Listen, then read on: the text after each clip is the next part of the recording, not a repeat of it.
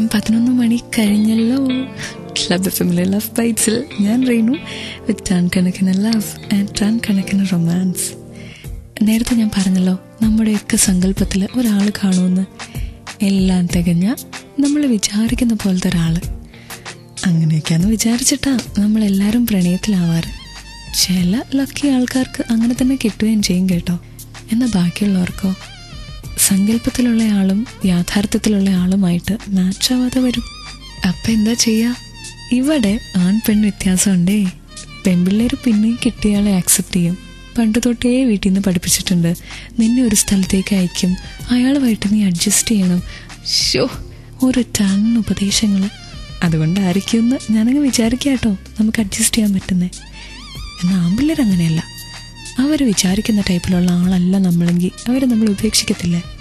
At least കുറേ വഴക്കെങ്കിലും ഉണ്ടാക്കില്ലേ? ഇങ്ങനൊരു അനുഭവം ഉണ്ടോ? എന്നോടൊന്നും പറയോ? 56070 ഒരു മെസ്സേജ് അയച്ചാൽ മതി. ഫോമാറ്റ് ക്ലബ് FM സ്പേസ് നിങ്ങളുടെ മെസ്സേജ്. ഞാൻ കേട്ടുകൊണ്ടിരിക്കുക ലവ് ബൈറ്റ്സ്. എവിടെ മാത്രം ടൺ കണക്കിന് റൊമാൻസ് വിത്ത് മീ റീനു.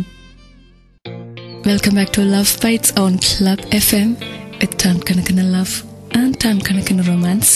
നിങ്ങളുടെ കൂടെ ഞാൻ റീനു ആണ്. എൻ്റെ കൂടെ അനീറ്റ കൂടി എത്തിയിട്ടുണ്ട്. ഹായ് അനീറ്റ. ഹായ് റീനു.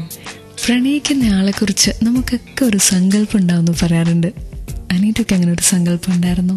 അങ്ങനെ ഒരു ചിന്ത ഉണ്ടായിരുന്നില്ല, പക്ഷെ കിട്ടിക്കഴിഞ്ഞപ്പോൾ എനിക്ക് അങ്ങനെയുള്ള ഒരാളെയാണ് കിട്ടിയെന്ന് ഇപ്പം തോന്നാം. സങ്കല്പം ഉണ്ടായിരുന്നു പറഞ്ഞിട്ട് കാര്യമില്ല, നമുക്ക് കിട്ടുന്ന ആളങ്ങനെ ആവണമെന്നില്ലല്ലോ. അപ്പം നമ്മൾ ഒരുപാട് എക്സ്പെക്ട് ചെയ്താൽ തന്നെ കിട്ടണം എന്നില്ല. പക്ഷെ ഞാൻ കുറച്ചൊക്കെ എക്സ്പെക്ട് ചെയ്തിട്ടുണ്ടായിരുന്നു, പക്ഷെ അതിനേക്കാളും കൂടുതലായിട്ട് എനിക്ക് കിട്ടി.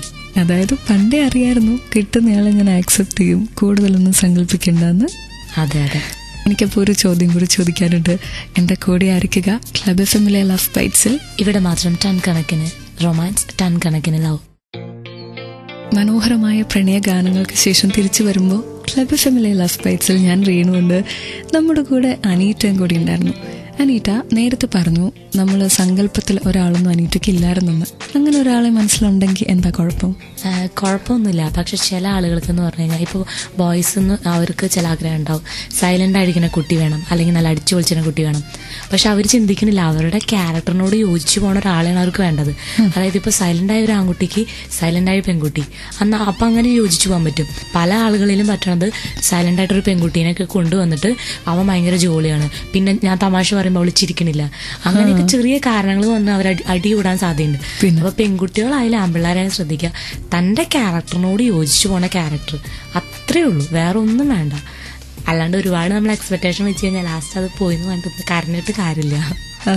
അത് വളരെ കറക്റ്റ് ആയിട്ടുള്ള പോയിന്റ് ആണ് അനീറ്റ. നമ്മൾ എന്താന്ന് ആലോചിക്കാതെയാണ് നമ്മൾ പലപ്പോഴും എക്സ്പെക്ടേഷൻസ് വെക്കുന്നത്. അങ്ങനെയാണ് റിലേഷൻഷിപ്പ് ഫെയിൽ ആവുന്നത്. Stay tune to love bites on club FM.